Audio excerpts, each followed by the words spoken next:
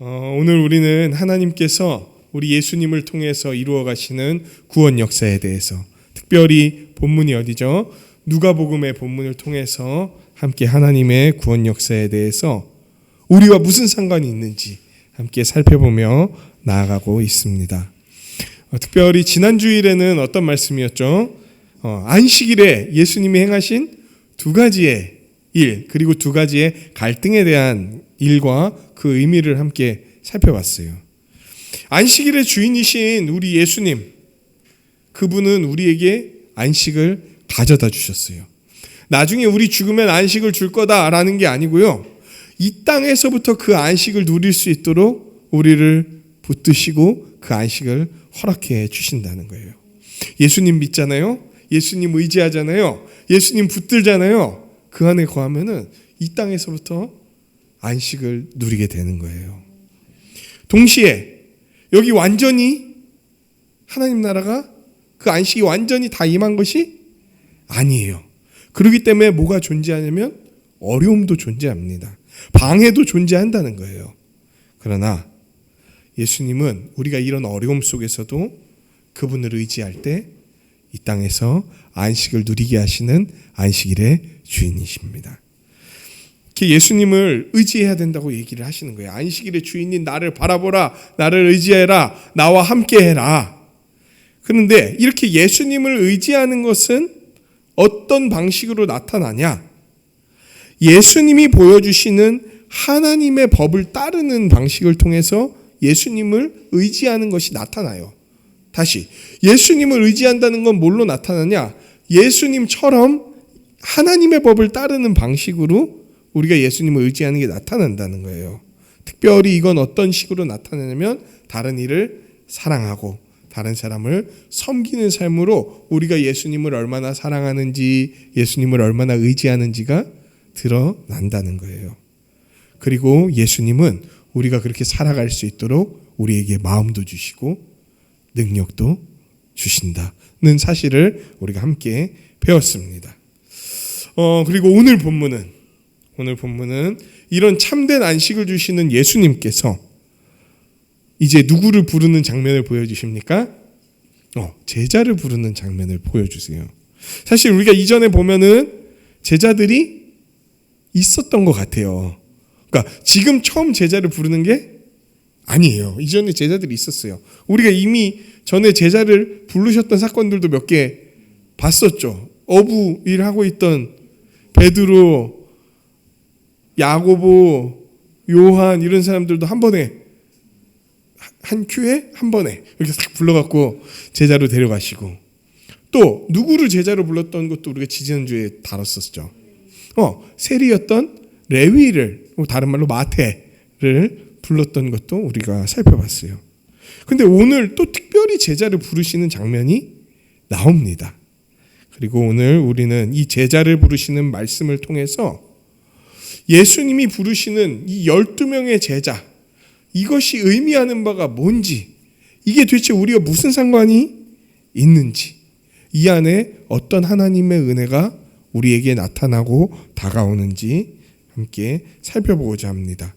말씀을 듣는 우리 모두에게 하나님의 은혜가 풍성히 임하기를 간절히 소망합니다. 본문을 같이 보시면은 6장 12절을 한번 보시죠. 이런 말이 있어요. 이때 예수께서 기도하시러 산에 가사 밤이 새도록 하나님께 기도하시고, 예수님은 이때 밤이 새도록 산에 가셔서 하나님께 기도하셨어요. 이때라는 말은 뭘까요? 이때라는 표현은 되게 중요합니다.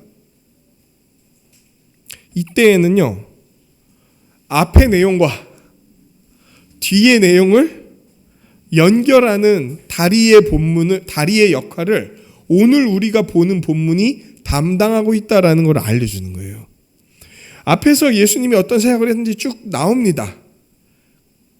그분이 누구라는 사실을, 안식일의 주인이자 새 시대를 가져오는 분이라는 사실을, 오직 자신이 죄인임을 인정하고 예수님이 구세주, 구원자이심을 인정하는 자들이 들어가는 그 새 시대를 가져오는 분이라는 사실, 그리고 그 새 시대, 참된 안식을 주는 새 시대의 주인이라는 사실을 예수님이 보여주셨잖아요. 그 본문과, 그리고 그로 말미암아 바리새인과 서기관들과 갈등을 겪고 있었던 그때, 그리고 이제 오늘 본문 뒤에 나올 17절부터의 내용이 이제 어떤 내용이냐면, 예수님의 제자 혹은 하나님 나라의 백성이 어떤 삶을 사는가에 대한 내용을 선포하는 이 사이에 나타나는 본문이라는 거예요. 예수님을 따르는 자들이 이렇게 특별히 12명으로 부름을 받고, 그리고 그 12명이 어떤 삶을 살아가는가에 대한 중간 본문이 오늘의 본문이라는 겁니다. 그리고 이 본문이 여러분 생각보다, 어쩌면 여러분 생각만큼 굉장히 중요한 본문입니다. 왜 중요한지 또 본문을 통해서 살펴보도록 하겠습니다. 이때에 예수님이 산에 가셔서 밤이 새도록 하나님께 기도하세요. 여러분, 이제 누가복음 전체 다 읽어보신 분들 혹은 지금 읽고 계신 분들은, 눈치 빠른 분들은 딱 아실 거예요. 예수님이 기도한다고 나오는 그 장면은 아무 때나 그렇게 나오지 않아요. 예수님이 기도한다고 나오는 장면은 늘 중요한 일이 있을 때 예수님이 기도하는 걸로 준비되는 때라는 거예요. 하나님의 뜻이 이루어지도록 맡겨드리는 그 기도를 한다는 사실을 아주 중요한 때에 하고 계시다는 걸 우리가 볼 수 있는 거죠. 예수님은 생애에서 진짜 중요한 사건들, 예수님의 생애에서 사실 중요하다기보다 하나님의 구원 역사가 이루어지는 측면에서 아주 중요한 때에 이렇게 기도로서 그 시간을 맞이하시고 준비하시고 하나님의 뜻을 듣는다는 것을 우리 볼 수 있습니다. 지금 근데 예수님이 기도하는데 어느 정도 기도하십니까? 밤새서 기도하세요. 이건 무슨 말입니까? 지금 이제 펼쳐질 일이 너무 중요한, 하나님의 구원 역사에 있어서 너무나 중요한 일이기 때문에 이 일을 하나님의 뜻 가운데 정말 신중하게 선택하고 처리하고 세우는 일을 하려고 하는 거다라는 것을 보여주는 거예요. 그래서 초대교회는요, 어떤 중요한 결정을 내리기 전에 이렇게 하나님께 진지하게 기도하는 것을 예수님의 본을 통해서 배웠습니다. 사실 저희들도 그렇고, 사실 온 교회가 진짜 중요한 어떤 기로에 서 있을 때에는 항상 기도로 준비합니다. 새해를 시작하든지 아니면 교회가 중요한 결정을 내리기 전이라든지 이럴 때는 다 기도로 준비해요. 우리가 공동회의를 한다든지 아니면 직분자를 세운다든지 아니면 교회의 중대한 방향을 결정하거나 이럴 때는요, 혹은 나라에 큰 어려움이 온다든지 이럴 때는요, 함께 지금보다 평소에 하는 것보다 훨씬 더 적극적으로 함께 모여서 기도해야 될 때가 온다는 거예요. 예수님이 이거를 보여주셨죠. 근데 오늘은 사실은 그래서 기도해야 됩니다 뭐 이런 걸 얘기하기보다는 예수님이 기도해야 될 정도로 이 뒤에 나오는 일이 아주 중요한 일이었다, 이거를 좀 말씀드리고 싶어요. 13절부터 이제 16절을 보면은 이제 기도하다 날이 밝았습니다. 예수님이 그 제자들을 날이 밝으니까 주무시고 있는 애들을 부르셨겠죠. 아, 나와라. 근데 제자들이 한두 명이 아니에요. 엄청 많은 사람들이 제자였습니다. 근데 예수님이 그 제자들 중에서도 굳이 몇 명을? 12를 택해요. 그리고 이 제자 중에 12를 택한 후에 그들을 뭐라고 부르냐면 사도라고 부릅니다. 그러면서 그 사도들로 부름받은 자들의 이름이 쭉 나와요. 베드로라고 불린 시몬, 안드레, 야고보, 요한, 빌립, 바돌로메, 마테, 도마, 야고보, 시몬. 야고보, 시몬이 2명인 거예요. 유다, 가룟 유다. 유다도 2명인 거예요. 이 가룟 유다는 이름이 성이 가룟이고 이름이 유다고 뭐 이런 거 아닙니다. 이 사람의 이름 자체가 그냥 유다예요.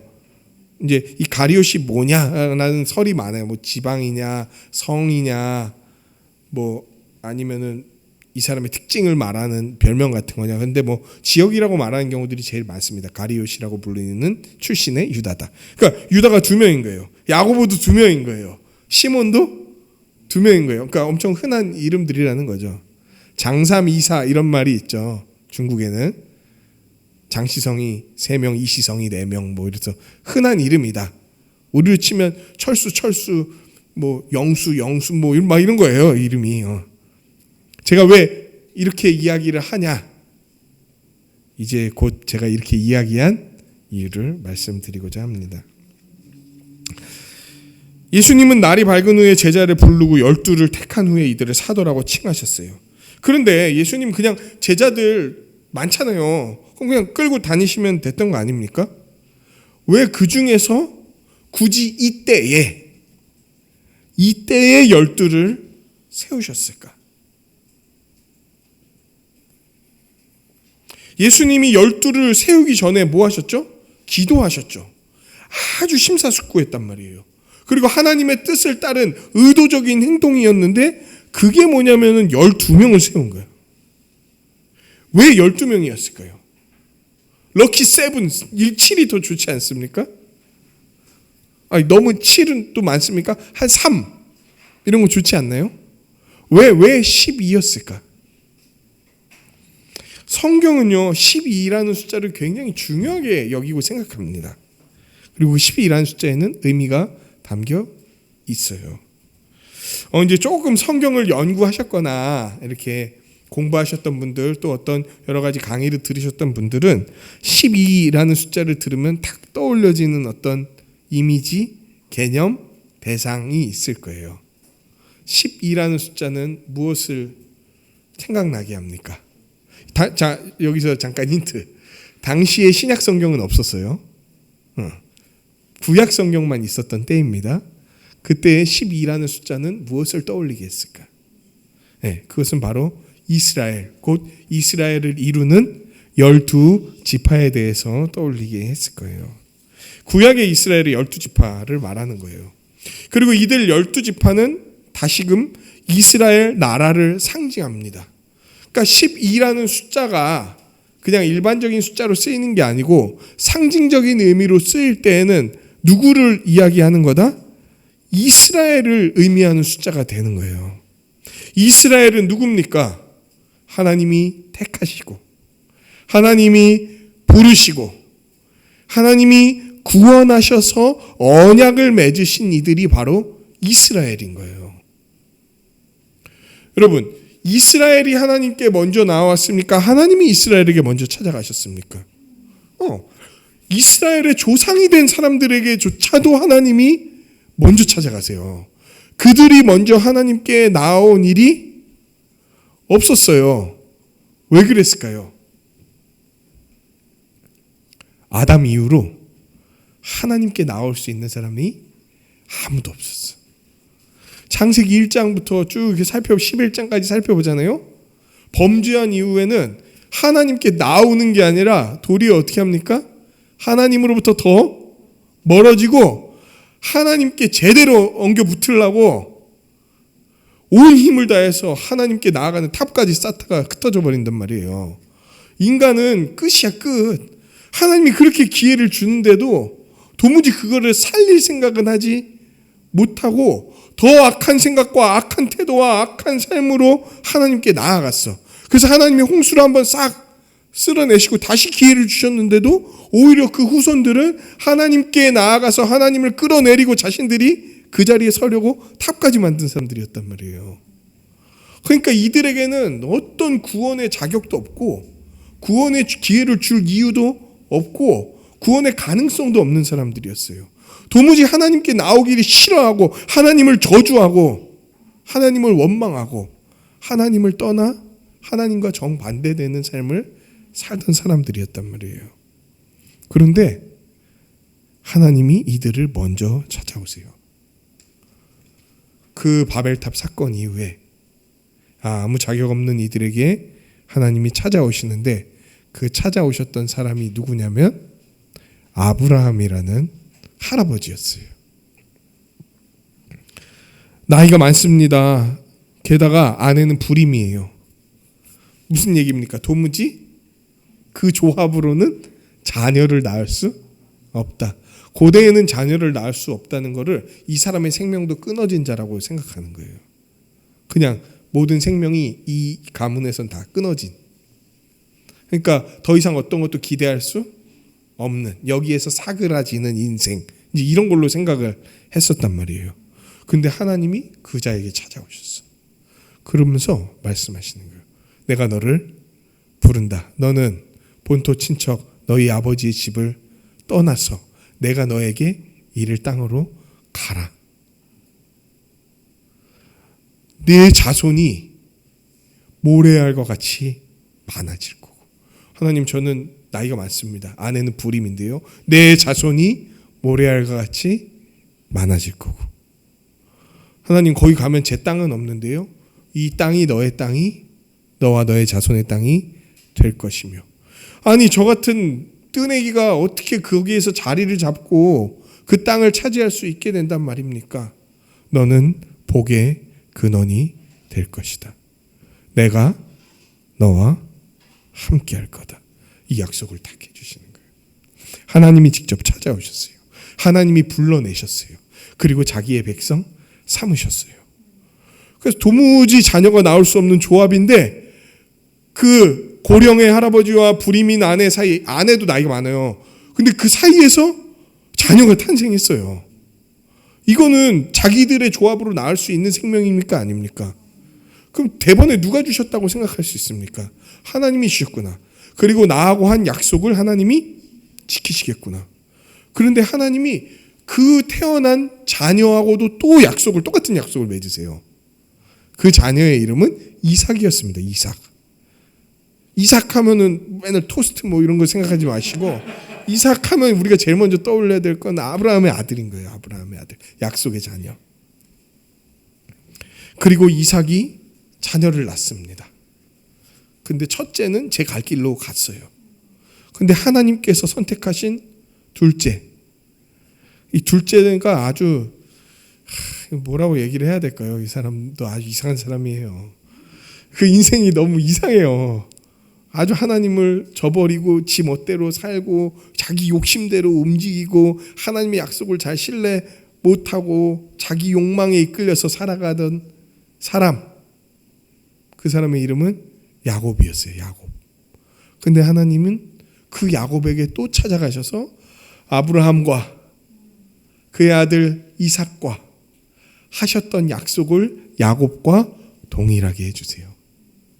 그 약속의 내용, 땅과 자손과 너와 함께하며 너를 복의 근원이 되게 하겠다는 약속은 곧 무엇을 주시겠다는 약속이었냐면 하나님 나라를 주시겠다는 약속이었어요. 하나님 나라에 쫓겨나서 영원히 죽을 수밖에 없던 그들을 다시금 불러내셔서 하나님 나라를 주시겠다. 너하고 누구에게? 너와 너의 자손에게 그 나라를 주겠다고 약속하신 거였어. 근데 그거를 아브라함과 맺으시고 이삭과 맺으시고 야곱과 맺으세요. 그리고 그 야곱의 아들들과 약속을 맺으시는데 그 야곱의 아들들이 몇 명이었냐면 12명이었습니다. 그리고 그 12명의 야곱의 아들들이 이스라엘 민족의 조상이 되는 거예요. 더 놀라운 것, 이후에 야곱의 이름을 하나님이 바꿔주시는데요. 그 하나님이 바꾸시는 야곱의 이름이 뭐냐면은 이스라엘입니다. 그러니까 무슨 얘기입니까? 이 이스라엘과 하나님이 언약을 맺으신다. 이 12명과 언약을 맺으신다라는 것은 아브라함과 그의 자손들과 이 약속을 맺으시고 이거를 지키시겠다는 의미였던 거예요. 이 야곱의 12명의 자손은 이후에 이스라엘 전체를 나타내는 12개의 지파로 형성됩니다. 12명이었는데 금세 몇백만이 돼요. 400년 만에. 그러니까 이거 엄청난 일인 거죠. 구약에서 하나님은요, 이 12지파로 이루어진 이스라엘과 언약을 맺어가세요. 아브라함만 언약을 맺으신 게 아니라 그의 자손들과도 아브라함 언약을 맺으시고 또 그들과 계속해서 언약을 맺어 가시고 구원을 이루어 가세요. 그런데 문제가 생겼습니다. 문제가 뭐였냐면 하나님이 이 자손들을 막 구원해 내셔갖고 심지어 이집트에서 노예 생활하던 이들을 아브라함과 맺은 언약을 기억하시고 그들을 이집트에서 애굽에서 건져내시고 광야에서 이들이 불순종함에도 하나님이 끝내 참아가시면서 40년 만에 다시 가나안에 들어가게 하시고 그 가나안에서 하나님의 뜻을 따라 살게 하셨는데도 어기면서 배신하던 이들을 다시금 새롭게 하셔서 이스라엘 왕국까지 세워주셨거든요. 그래서 아주 훌륭한 왕들도 세워주셨단 말이에요. 그런데 이스라엘 왕국이 범죄함으로 두 개의 나라로 나뉘게 됩니다.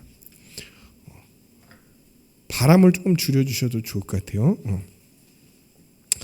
북쪽의 북이스라엘 왕국과 남쪽의 남유다 왕국으로 나라가 두 개로 나뉘게 돼요. 북쪽의 이스라엘은 아까 12개의 지파 중에서 몇 지파가 거기에 합류하게 되냐면 10개의 지파가 북이스라엘에 합류하게 됩니다. 그리고 남유다 왕국에는 2개의 지파, 유다와 베냐민이라는 2개의 지파가 이제 합류하게 되는 거예요. 그 이후에도 이 2개로 나뉜 왕국들은 역사를 이어갑니다. 그런데 두 왕국 다 뭘 계속 짓게 되냐면 죄를 짓게 돼요. 범죄하게 됩니다. 그래서 두 왕국 다 동일한 운명에 처하게 돼요. 각각 아수르와 바벨론이라는 대제국에 의해 이 두 나라는 멸망하게 됩니다. 북이스라엘 그리고 거기에 속한 10개의 지파는 가나안 땅에서 뿌리 뽑힙니다. 그래서 소아시아 각지로 흩어지게 되고 여러 민족과 뒤섞여 살게 되고 그러면서 10개나 되는 지파가 흔적도 없이 사라져버려요. 흔적도 없이. 그나마 명맥을 유지하던 게 바벨론에 의해 멸망하고 포로로 끌려간 남유다 왕국 안에서도 유다 지파 사람들만 그 민족적인 정체성을 붙들고 살아갔어. 나머지 지파들 11개 지파들은요 그냥 없어집니다. 말 그대로 없어져요.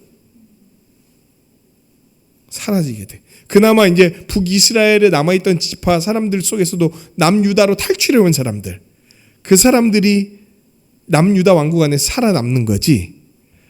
원래 10개 지파는 그냥 11개 지파는 다 사라져버려요. 유다 지파 하나가 남게 돼요. 그래서 바벨론 포로 이후에 이 사람들을 이스라엘 민족이라고 안 부르고 유다 지파만 남았다 그래서 뭐라고 부르냐면 유대인들이라고 부르기 시작한 거예요. 왜 유대인 우리가 그러잖아요. 이스라엘 사람들 11개 지파가 없어졌어.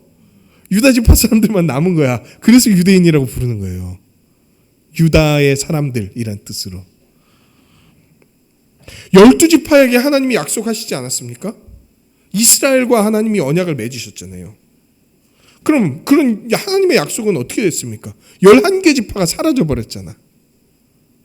그 약속은 여전히 존재합니까? 그 약속을 받을 대상들이 남아있냔 말이에요. 하나님은 포로 가운데 있던 유다 백성들에게 선지자와 예언자들을 통해서 말씀하셨어요. 이미 그 전에도 북이스라엘 백성들에게 여러 선지자들을 보내서 말씀해 주셨어요. 너희가 아브라함의 혈통적인 자손일지라도 나의 약속을 신실하게 믿지 않는다면 너희는 뭐가 아니다? 이스라엘이 아니다.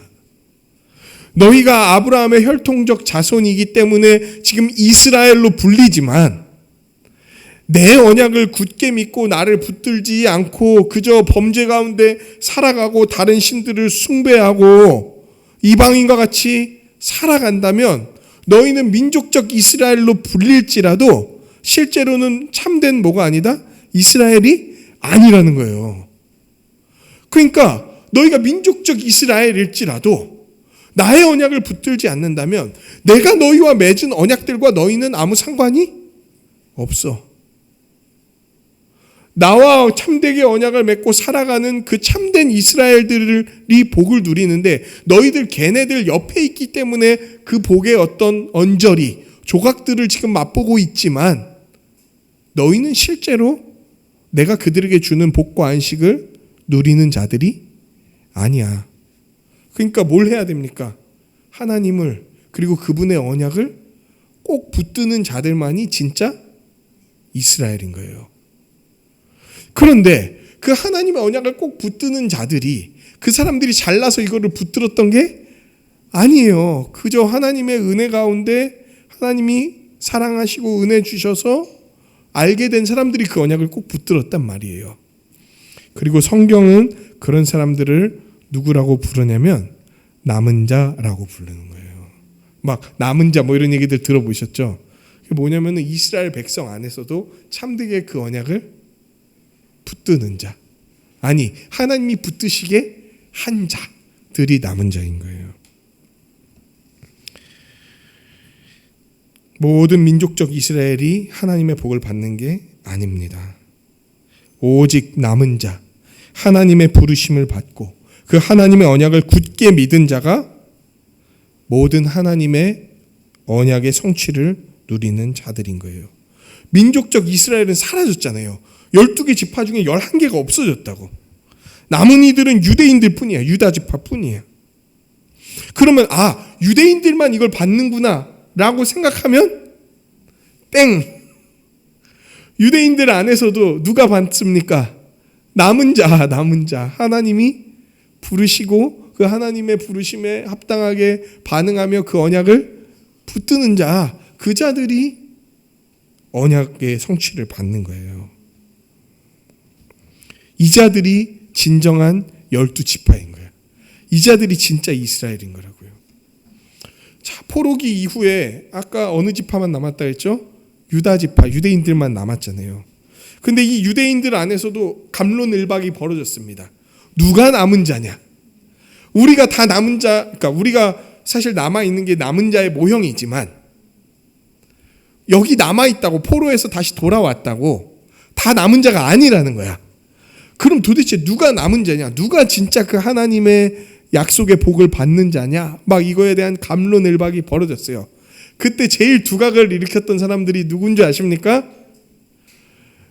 하나님의 법을 잘 지키는 자가 남은 자다라고 주장했던 우리가 그 지난주에 얘기했던 바리새인과 서기관들, 얘네가 이제 남은 자는 율법을 잘 지키는 자다 이렇게 나온 거예요.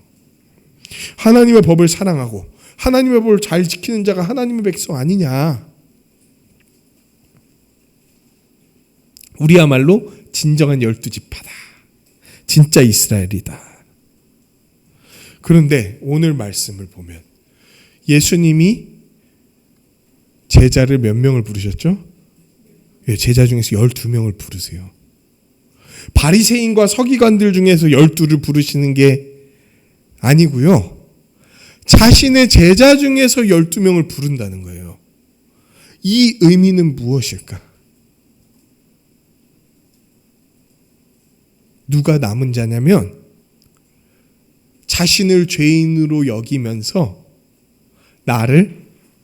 예수를 따르는 자가 바로 12명 곧 진정한 이스라엘이다 라는 것을 알려주는 거예요. 그러니까 예수님이 12제자를 뽑은 거는 12가 그냥 하여튼 파티원으로 삼아갖고 데리고 다니기 좋아 이래서 뽑은 게 아니라 내 제자가, 나를 따르는 자가 뭐다? 진짜 이스라엘. 하나님이 모든 약속을 맺으시고 그 복을 줄 자가 바로 내 제자들이다. 이걸 얘기하고 있는 거예요. 예수님의 제자들이 새로운 이스라엘이요, 예수님의 제자들이 참된 이스라엘인 거예요. 아니 그러면 남아있던 유대인들은 어떻게 됩니까? 예수님의 제자들이 구원받는 거면 이제 유대인들은 구원 못 받고 다 버림받은 자들입니까? 유대인들은 뭡니까? 이들은 그냥 하나님이 내버려 두는 자들인가요? 그렇지 않아요. 이들도 이제 유대인일지라도 모든 약속의 성취이자 메시아로 오신 분이 누굽니까? 이 약속을 완전히 이루러 이 땅 가운데 오신 분이 누굽니까? 예수님이시잖아요. 유대인일지라도 예수님을 믿으면은 다시금 새로운 이스라엘, 참된 이스라엘, 남은 자가 될 수 있는 기회가 주어진다는 거예요. 유대인들은 이제 예수님 왔고 예수님의 제자들만 구원받는다, 유대인은 버림받는다 이런 얘기가 아니라 이제 유대인들도 똑같은 라인에 섰어. 유대인이든 이방인이든 참된 이스라엘이 되는 것은 오직 무엇? 예수님을 믿는 거. 이걸로 참된 이스라엘이 된다고 얘기를 하고 계시는 거예요. 그러면서도 하나님이 유대인들 이 이스라엘을 얼마나 사랑하시는지 아십니까? 뭘로 그걸 알 수 있는지 아세요? 예수님이 유대인으로 오셨다는 거예요. 다윗의 가문에서 오셨다는 거예요. 가장 먼저 사역하신 게 유대인들 그룹에서부터예요. 예수님이 조선 땅에서 어디 충청도 청주 이런 데서 나타나셔갖고 사역하신 게 아니잖아요. 저 유대 땅 갈릴리 거기에 사역하시고 유대 전역을 먼저 돌아다니시지 않았습니까? 가장 먼저 기회를 주신 거예요. 유대인으로 나셨고 이스라엘에서 사역하시잖아요. 그러면서도 이분이 유대인과 이스라엘의 왕만으로 오신 게 아니라 그분이 부르시는 모든 제자들의 왕으로 오셨다는 것을 우리는 볼 수 있습니다. 그리고 성경은 이들 12명에 대해서 되게 중요하게 생각합니다. 근데 여러분 12명에 대해서 중요하게 생각한다는 건요, 이 12명 개개인이 대단한 사람들이라는 걸 의미하는 건 아니에요. 이 12이라는 숫자가 중요하다는 거지 이 12명 개개인의 면면이 중요하다는 얘기는 아닙니다. 다른 어떤 엘리트, 막 어떤 능력이 있는 자가 아니라 예수님이 주권적으로 부르시고 그분의 부르심에 자신의 죄인됨을 인정하고 오직 예수님만을 구주로 받아들이는 자들이 구약에서 약속한 하나님의 모든 약속의 유익, 언약의 유익을 누리는 새 언약의 백성이 되는 거예요. 여러분 이 12라는 숫자가 되게 중요했습니다. 이들의 정체성을 보여주는 거이기 때문에 그래요. 나중에 이 12명의 제자 중 한 명이 이탈합니다. 예수님 배신해요. 팔아넘기고요. 결국에 자살해버려요. 그러면 이제 그 12명 중에 몇 명이 된 겁니까? 11명이 된 거죠. 그러자 사도행전 1장에서는 그 1장의 반 이상을 할애해서 무슨 사건을 다루는 걸로 쓰냐면 한 명을 뽑는 사건을 다루는 걸로 써요. 그래서 마띠아라는 사람이 12사도의 반열에 오르게 되죠. 더 놀라운 거, 마띠아라는 사람은 그 이후에 나타나지도 않아요. 성경은 그 사람이 누군지에 대해 관심을 두지도 않아. 그래, 중요한 게 뭐니까? 12라는 정체성이니까. 예수님의 제자가 곧 하나님의 참된 이스라엘, 참된 백성이다 라는 걸 알려주는 게 중요하니까. 그러니까 이 12명이 막 대단한 사람들이었고 날고 기는 사람들이어서 예수님이 12명을 픽업했다 이런 얘기가 아닌 거예요. 하지만 예수님이 부르신 이들은 엄청난 하나님의 복을 받는 자들이다 라는 게 이 얘기의 요인 거죠. 그런데 성경은 이 12명을 뭐라고 부르는 줄 아십니까? 아포스톨로스, 사도라고 부른다는 거예요. 뭐 아포요 이런 게 아니고요. 헬라어로 아포스톨로스라는 이제 말인데요. 이 뜻은 위임을 받은 전달자 이런 의미가 있습니다. 뭘 전달하는 사람인데 뭐를 받아서 위임을 받아서 위임장을 받아서 전달하는 사람. 그 위임해 주신 자의 대리인으로서 그 위임해 주신 자의 내용을 갖고 전달하는 사람 이런 뜻을 갖고 있는 표현입니다. 그럼 뭘 위임받았습니까? 뭘 전달할까요? 누구에게 위임받았습니까? 그들을 부르신 예수님께 그 권한을 위임받은 거예요. 하나님이시자 사람으로서 하늘과 땅의 모든 주인이신 예수께서 그 권한을 그들에게 주셨어요. 그 놀라운 구원 역사를 이루어가는 그 일에 동참시키시는 권한을 주시고 전하게 하셨어요. 뭐? 예수님이 전하시던 하나님 나라 복음을, 예수 십자가 복음을 전하게 하셨다는 거예요. 그리고 끝내는 예수님이 이루고자 하는 하나님 나라가 이 땅에 도래했다는 증거, 이걸 예수님이 보여주시려고 했거든요. 그 일이 뭐냐면은 이 땅에 뭐를 세우는 일이냐면 교회를 세우는 일인데 그 일에 이 사도들 그리고 제자들을 동참하게 하세요. 마태복음 맨 마지막에 28장에 18절부터 20절에 나오면은 이런 내용이 나옵니다. 하늘과 땅의 모든 권세를 나에게 주셨으니, 지금 예수님께 그걸 주셨다는 거예요. 하나님이 하늘과 땅의 모든 권세를 주셨으니, 나한테 주셨는데, 그러므로 내가 가서라고 안 합니다. 그러므로 너희는 가서. 아니, 하늘과 땅의 권세를 예수님이 받았는데 왜 이 일을 우리한테 시킵니까? 우리가 바로 그분의, 사도들이 바로 그분의 권한을 위임받은 사람들이었기 때문에, 그 권한을 위임받은 사람들로서 너희는 가서 모든 민족으로 제자를 삼아 아버지와 아들과 성령의 이름으로 세례를 줘라. 제자를 삼고 세례를 준다는 말은 뭘 세운다는 얘기인 줄 아십니까? 교회를 세운다는 얘기예요. 내가 너희에게 권한도 주고 복음도 주고 그거 전하게 했으니 그러므로 너희는 가서 교회를 세우고 교회로서 살아가라. 이 얘기를 하신 거죠. 사도들은 특별히 그 일에 부르심을 받은 사람들이었고, 예수님의 사역과 그 사역 이후에 약 한 90년 가까이 될 때까지 그 사역을 담당하던 사람들이었어요. 특별히 이 사람은 다른 제자들과는 좀 달랐습니다. 사도들은 다른 제자들이 갖고 있지 못한 권위가 있었어요. 어떤 겁니까? 그 사람들은요, 예수님에 대한 이야기를 사람들에게 온전히 전할 자격과 의무가 있었어요. 그리고 이들이 세운 교회에도 권위가 있었습니다. 우리가 예수님 믿고 우리도 예수님의 제자라고 하잖아요. 근데 우리가 한 말을 성경으로 남겨놓진 않아요. 그런데 이 예수님이 부르신 사도들이 한 말, 그리고 그들이 한 말 중에 하나님의 구원 역사와 잘 맞닿는 말들은 뭐로 남겨지냐면 성경으로 남겨져요.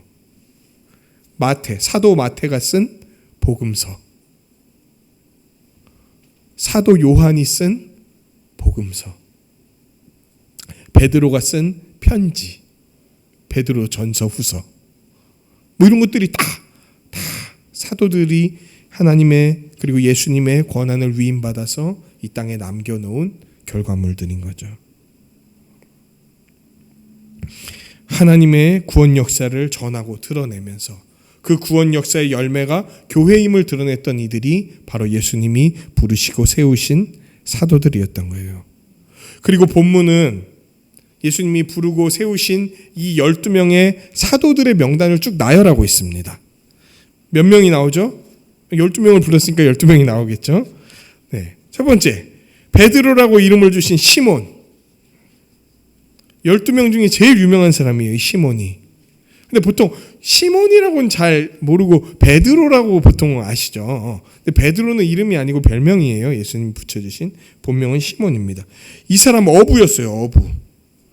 수제자라고 불릴 정도로 그냥 항상 쫓아다니고 좋은 말로 얘기해서 행동이 앞장서고 나쁜 말로 얘기하면 엄청 나대는 사람이었어요. 막 예수님 위해서 장난 아닙니다. 이 사람 막 성격이 막, 그리고 얼마나 앞서냐면은 예수님 붙잡으러 온 사람 막 바로 그냥 그 자리에서 칼 빼갖고 막 귀 잘라버리고 막 이런 사람이에요. 물론 이 사람이 귀를 자르려고 이렇게 막 조심스럽게 했는지 한 번에 쳤는데 귀가 떨어진 건지 모르겠어요. 근데 막 장난 아닌 사람이에요. 장난 아니게 예수님 옆에서 막 칼춤 추다가 진짜 예수님이 붙들릴 위기가 되니까 도망갑니다. 근데 도망가다가 또 다른 제자들과 달리 그 양심이 걸려. 돌아와. 몰래 숨어들어. 그러다가 어떤 막 얘기가 나오죠. 여종이 얘기하죠. 예수하고 같이 다니던 애 같은데 아니라고. 맞는 것 같은데. 이상한 소리 하지 마. 맞네. 예수님을 부인했던 자예요. 그러나 훗날 교회의 지도자가 돼서 복음서와 사도행전에서는 줄곧 이 12제자를 대표하는 이로 됩니다. 근데 뭐 별거 없었던 사람이에요. 성경은 뭐라고 얘기하냐면요, 나중에 사도행전에 보면은 배움이 적었다 이렇게 얘기해. 어부인데 배움이 적었어. 우리말로 하면은 뭐라 그러죠? 가방끈이 짧다. 배운 게 적은 거예요, 이 사람. 그런데 나중에 성경을 썼다니까요, 여러분. 그 교회의 지도자가 돼, 이 사람이.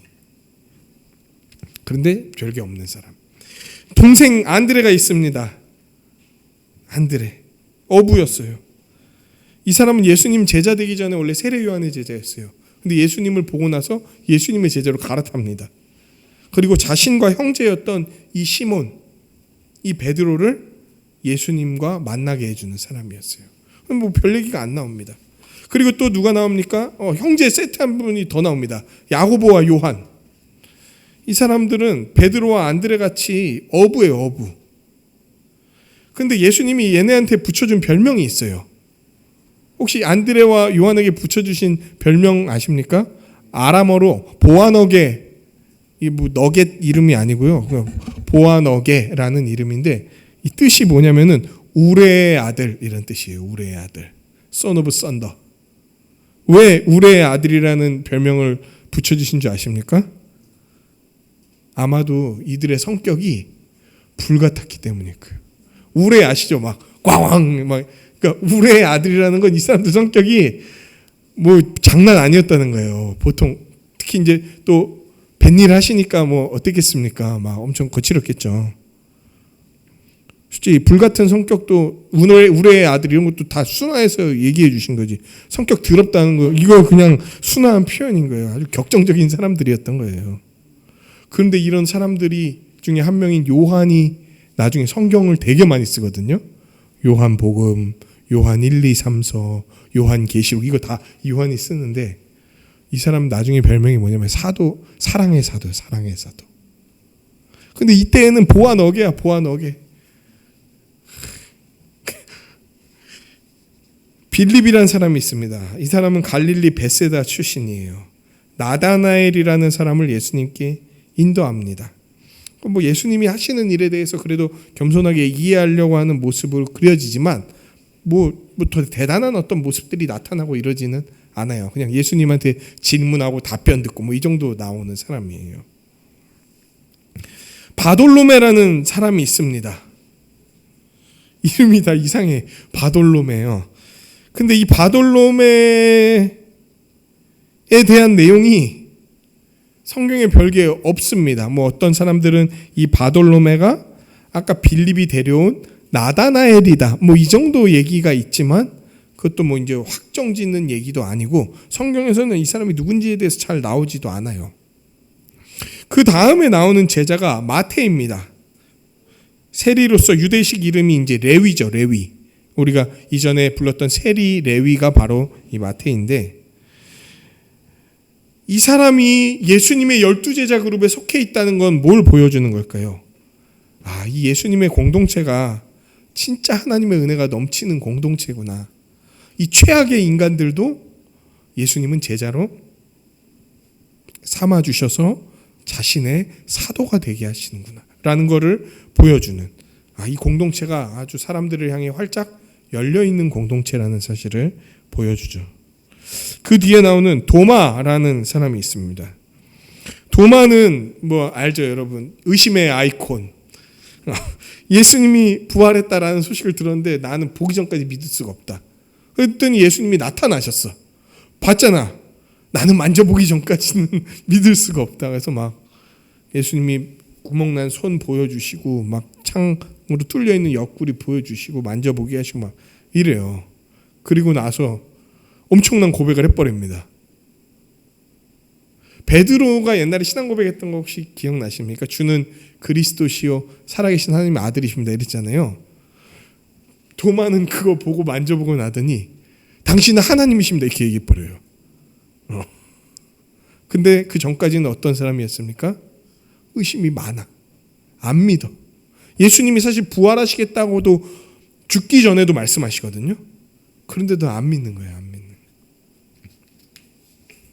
알페오의 아들 야고보라는 사람이 있습니다. 이 사도에 대한 정보는 정말 알기가 어렵습니다. 그냥 이름만 떨렁 나오는 거예요. 알페오의 아들 야고보. 알페오는 좋겠다. 아들이 사도 돼갖고. 당시엔 안 좋았을 수도 있어요. 왜냐하면 예수님에 대한 평이 극과 극으로 갈렸으니까. 메시아 맞다. 사이비 교주다. 뭐 이렇게 나뉘니까 정보가 없어. 그 다음이 셀롯이라고 하는 시몬입니다. 셀롯이라는 단어를 마가복음과 마태복음에서는 가나나인이라고 표현해요. 이게 되게 가난해갖고 가나나 막 이렇게 얘기하는 게 아니고요. 열심을 품은 사람이란 뜻이에요. 이 사람은 이 가나나인 혹은 셀롯이라는 사람은 어떤 거냐면 이제 셀롯, 젤롯, 질럿 뭐 이렇게 불러요. 이 명칭을. 이게 어떤 의미냐면 열심을 갖고 있는 자, 하나님을 위해 질투하는 자, 질러시라는 영어 단어가 이제 여기서 나온 건데 하나님을 위해 질투하는 자, 하나님을 제대로 안 섬기고 하나님을 함부로 여기는 자들을 처단하고 그리고 하나님을 잘 섬기기 위해 끊임없이 열심을 내는 자, 이런 의미를 담고 있는 게 셀롯이라는 의미입니다. 그런데 이 사람들은 단순히 하나님을 위해 열심히 살고 율법을 지키려고 하는 걸 넘어서서 지금 하나님의 백성들이 로마의 포로가 되어 있는 상황을 받아들이지 못하는 사람이야. 그러니까 뭘 해야 되냐면 이 로마로부터 독립을 하고 하나님의 왕국이 이루어지도록 애써야 된다고 생각하는 사람들이 이 셀롯인들이었어요.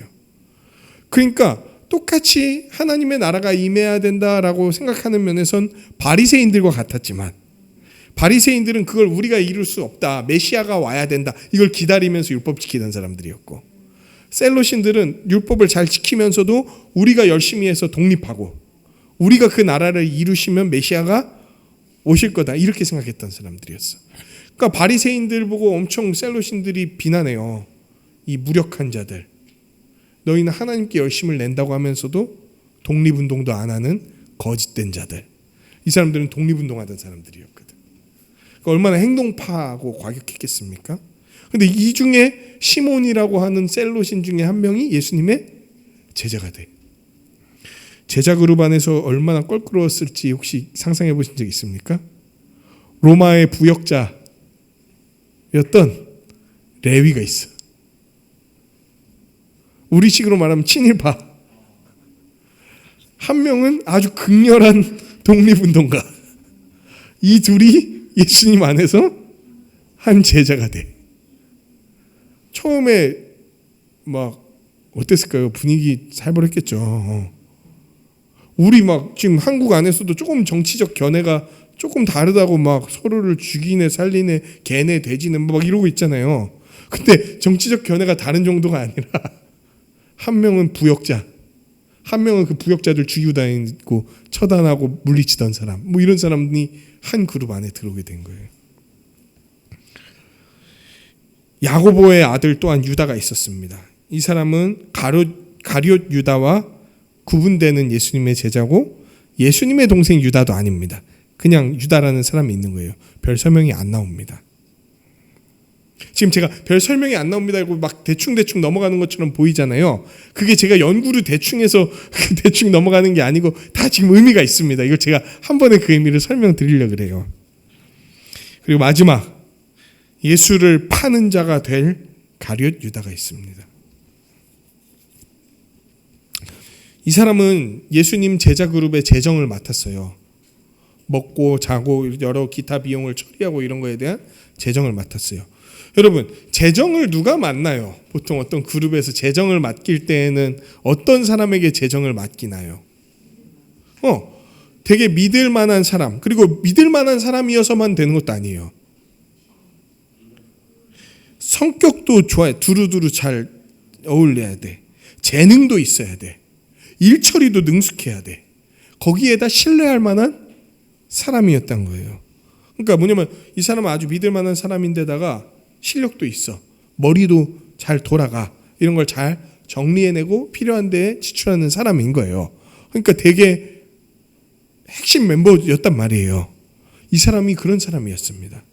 근데 요한복음에서는 뭐라고 나오냐면 12장 6절에서는 이미 이 사람이 예수님을 배신하기 전에 제자들의 돈을 훔치고 있었다라고 나와요.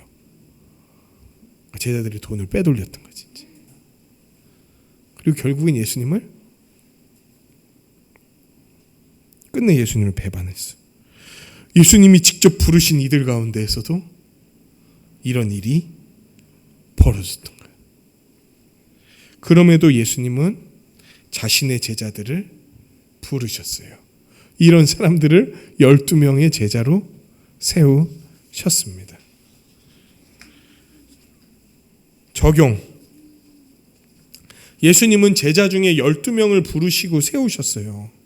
아까 우리가 본 것처럼 제자들은 하나님의 모든 언약이 성취되는, 예수님의 제자가 된 사람들은 하나님의 모든 언약이 성취되는 진짜 이스라엘인 거예요, 여러분. 예수님은 제자를 부른 사건을 대단히 중요하게 생각하셨어요. 그걸 뭘 통해서 알 수 있습니까? 기도하시는 걸 통해 알 수 있죠. 이게 진짜 중요한 일인 거예요. 특별히 12명으로 부름받은 제자들은 너무 중요합니다. 이 12라는 숫자가 이 예수님의 제자들이 바로 진정한 이스라엘, 참 이스라엘임을 보여주기 때문이에요. 그런데요, 이 12명의 제자들은요, 얘네만 제자라는 얘기가 아닙니다. 이 12명의 제자는 다른 나머지 제자들의 대표인 거예요. 곧 이들이 12라면 나머지 제자들도 다 이 12 안에 들어가는, 곧 나머지 제자들도 참된 이스라엘이라는 것을 말해 주는 거예요. 예수님의 제자는 곧 참된 이스라엘이요, 하나님이 구약에서 말씀하시는 모든 복을 쓸어 담아 누릴 자들이 바로 예수님의 제자들이다, 이 얘기를 하고 있는 거예요. 그런데 누가 제자입니까? 누가 예수님의 곁에 있는 자들입니까? 우리는 앞선 본문들을 생각해 봐야 됩니다. 제자는요, 예수님이 가져오시는 새로운 시대를 받아들이는 자들인 거예요. 세례 요한과, 오랜만에 나오죠? 세례 요한과 예수님이 알려주신 것처럼 자기가 죄인이고 회개해야 되는 자들이라는 걸 인정하는 자들, 그리고 오직 예수님이 보여주시고 들려주시고 알려주시는 그 예수님에 대해서 그리스도요, 구원자라고 인정하고 믿고 따르는 자들, 이 자들이 예수님의 제자인 거예요. 이 제자들만이 참 이스라엘이고 이스라엘이 받는 복, 하나님 나라, 그 나라에서 살아가는 것, 그 나라의 왕의 통치를 받는 것, 그 나라의 법을 지키면서 하나님이 기뻐하시는 삶을 살고 하나님의 인도하심을 받는 이 복을 누리게 되는 겁니다. 누가? 예수님의 제자들이. 두 번째, 그런데 이런 예수님의 제자들은요, 제가 아까 막 대충 막 얘기했잖아요. 왜 그렇게 얘기했냐? 아주 평범한 사람들이라는 거예요. 별 볼 일 없는 사람들이라는 거예요. 아주 다양한 배경을 지녔지만 별게 없어. 그런데 예수님 안에서 하나의 공동체로서 예수님의 제자가 됐다는 거예요. 이 사람들 상류층도 아닙니다. 그냥 평범한 사람이야. 엘리트 계층 없어요. 오히려 못 배우거나 무시받는 사람들이었어. 어부 4명, 세리 1명. 거기다 베드로하고 요한에 대해서 누가는요, 학문이 없는 범인, 보통 범인이 범죄자 이런 게 아니고 학문이 없는 보통 사람, 가방끈이 짧은 평범한 사람이라고 베드로하고 요한에 대해서 얘기합니다. 게다가 이 제자들이, 이 평범한 제자들은 평범한데 문제가 있었어. 하나로 어울려서 살아갈 수 있었던 사람들이 아니야. 전혀 다른 정치적 성향, 색깔, 삶의 모습을 지니고 살아왔던 사람들이 예수님 안에서 하나의 제자가 된 거예요. 그게 아까 말했던 세리 레위와 셀롯인 시몬 같은 경우. 이 사람들은 서로를 되게 혐오했던 사람이에요. 아까 셀롯인 시몬은 왜 혐오했는지 아시죠? 근데 세리는 왜 셀롯인들을 혐오했는지 아십니까? 현실 감각이 떨어지는 자들. 너네 로마 제국이 진짜 망할 것 같아? 니네가 로마 제국을 이길 수 있을 것 같아? 지금 벌써 지배받은 게 몇십 년이 지났고 이 로마 제국이 이렇게 강대한데 그 망할 것 같아? 이 바보 같은 놈들아, 지금이라도 빨리 돌이켜서 로마에게 충성을 다해. 그러면 조금이라도 떡고물을 얻어먹을 수 있어. 이렇게 무시했던 사람들이 세리들이었는데, 서로를 그렇게 무시하고 혐오하던 자들이 예수님 안에서 한 제자가 된 거예요.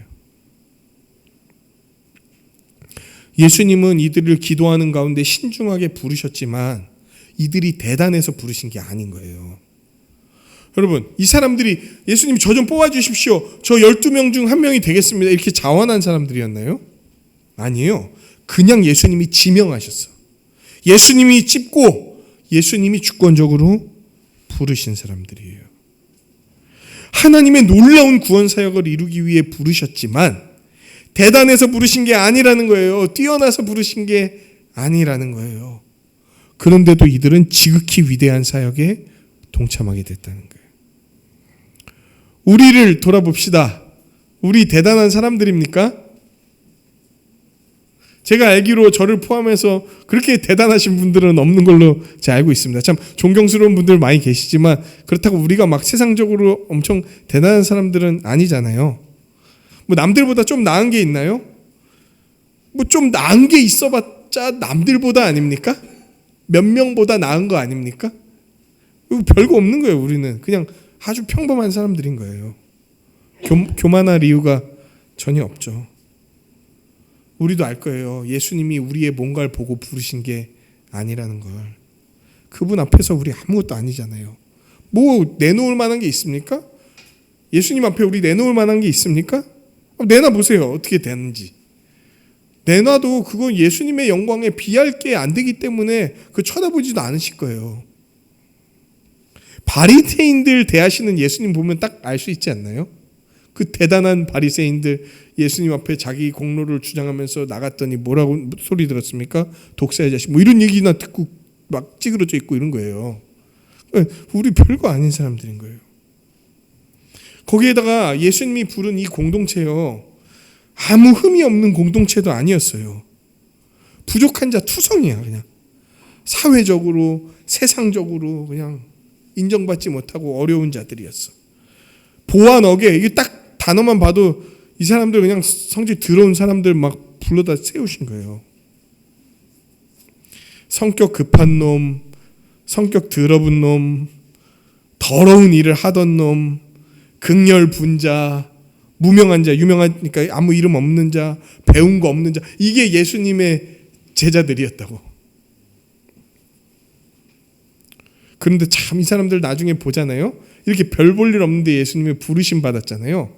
그런데 그 별 볼 일 없는 사람들인데도 그렇게 쉽게 교만해져 막. 그리고 쉽게 세상의 방식을 추구하기도 하고 쉽게 그 마음이 막 꺾이고 예수님과 함께 3년이나 다녔는데도 다 도망갔어. 그나마 베드로 한 명만 남아갖고 쫓아왔던 거예요 나중에.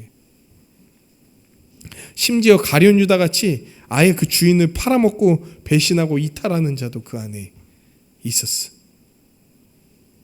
그런데도 예수님이 부르신 거예요 이 사람들. 그리고 그분의 지극히 위대한 사역으로 부르셨어.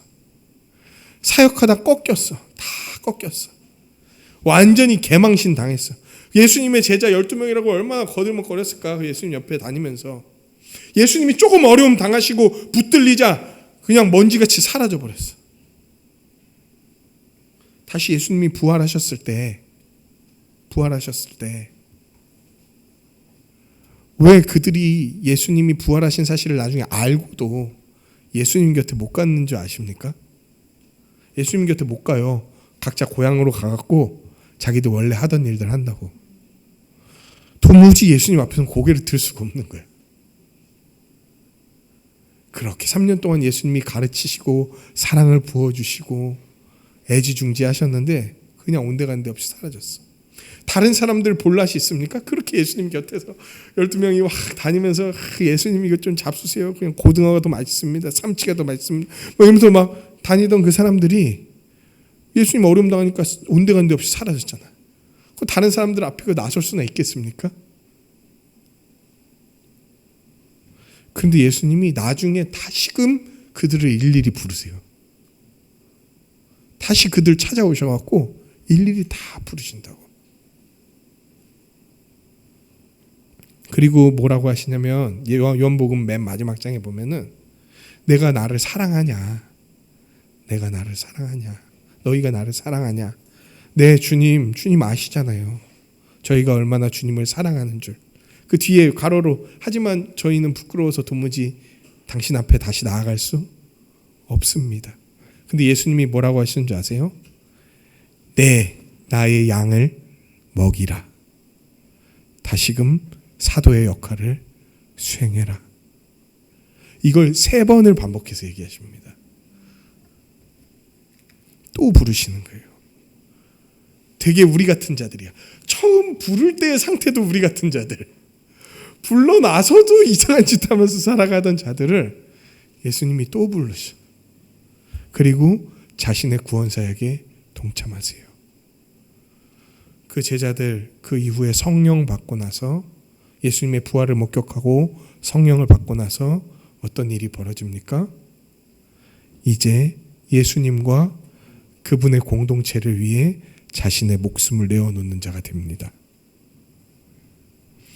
정말 별 볼 일 없었던 사람들 예수님이 다 부르시고 오래 참아주시고 배신하는 사람들 다시 붙잡아서 돌이키게 하시고 온전하게 하셔서 하나님의 구원 사역에 동참하게 하시는 거예요.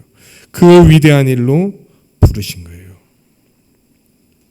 이렇게 부름받고 하나 된 예수님의 제자들은 이제 예수님과 함께 그분의 구원 사역에 참여하고 그분의 구원 사역을 전하는 자들이 됩니다. 지금 3번째 적용인 거예요.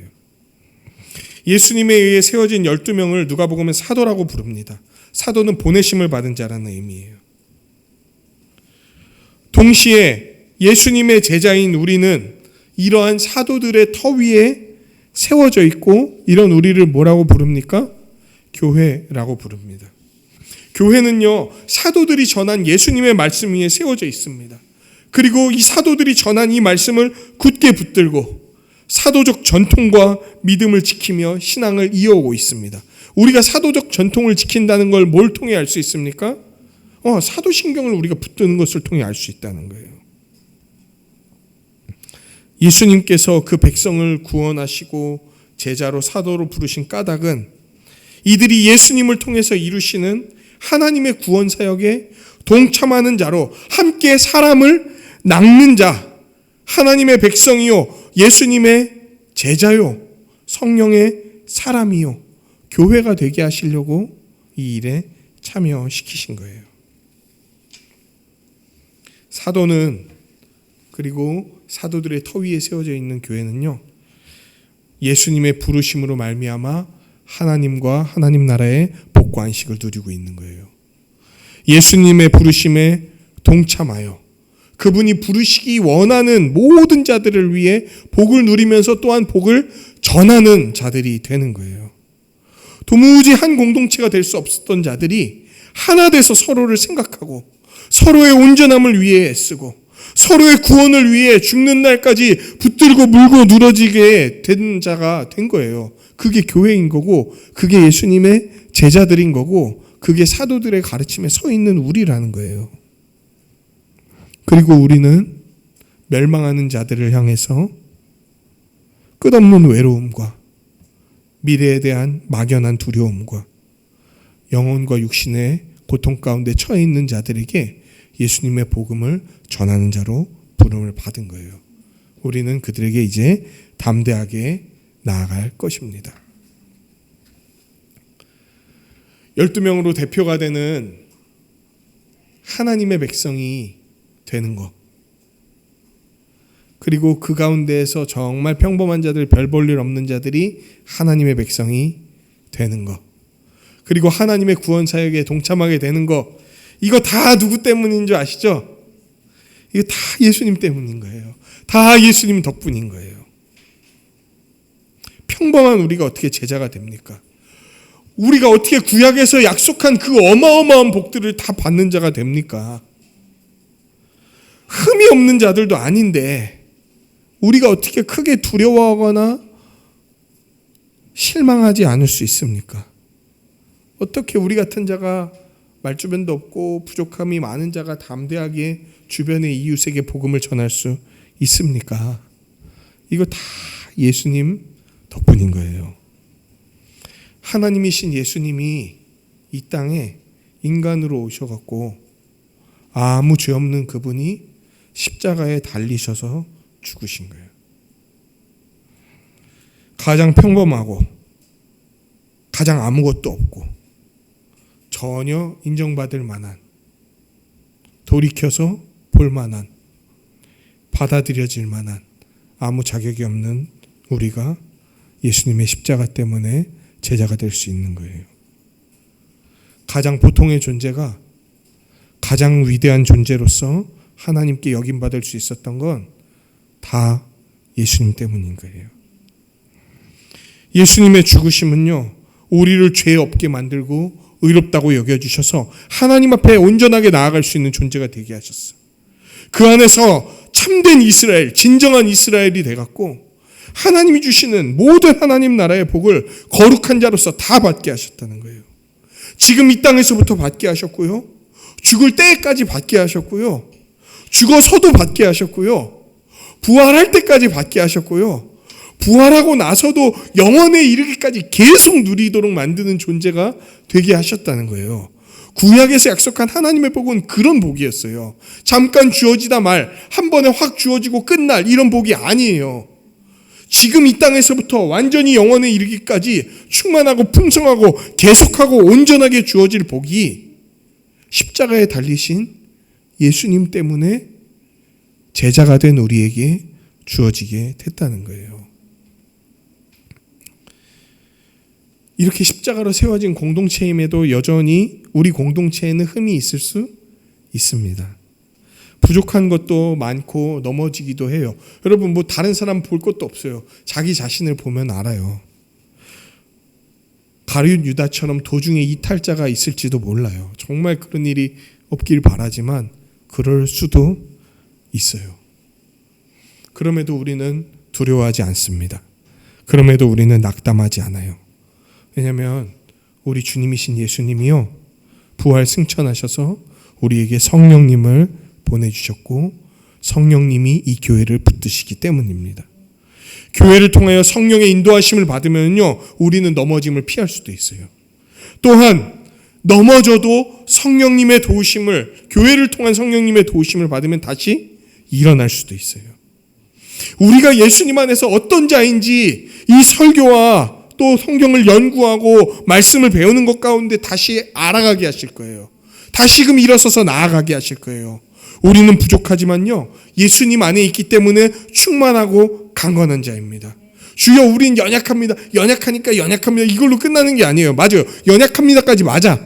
그렇지만 예수님이 우리와 함께 계시기 때문에, 우리가 예수님 안에 있기 때문에, 예수님이 보내주신 성령님이 우리를 인도하시기 때문에 우리는 강한 자, 예수님의 참된 제자, 참된 하나님의 백성으로서 담대하게 이 땅을 살아갈 수 있는 거예요. 우리의 부족함에도 불구하고 우리는 나아갈 수 있는 거예요. 예수님이 붙드시기 때문에.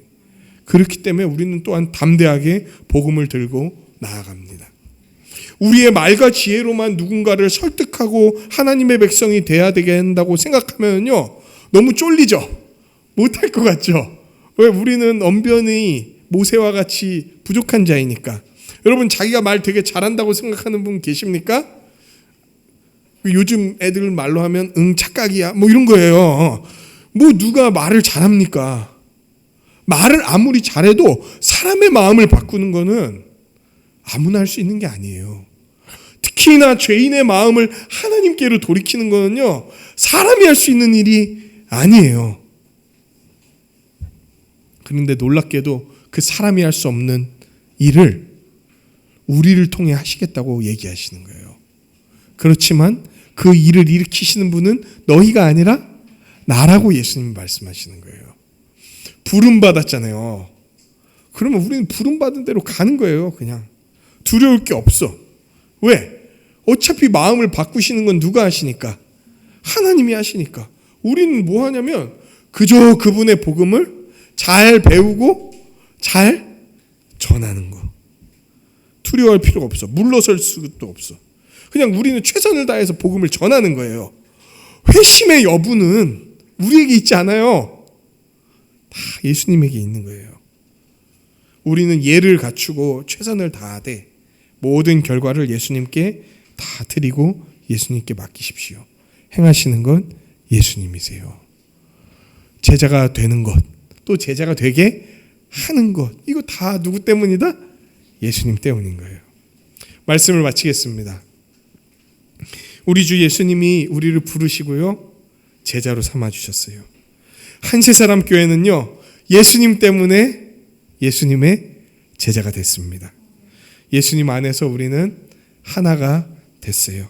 지극히 평범했던 우리, 또는 여러 성향과 상황을 살펴봤을 때 하나가 될 수 없던 우리가 예수님 때문에 하나가 됐어요.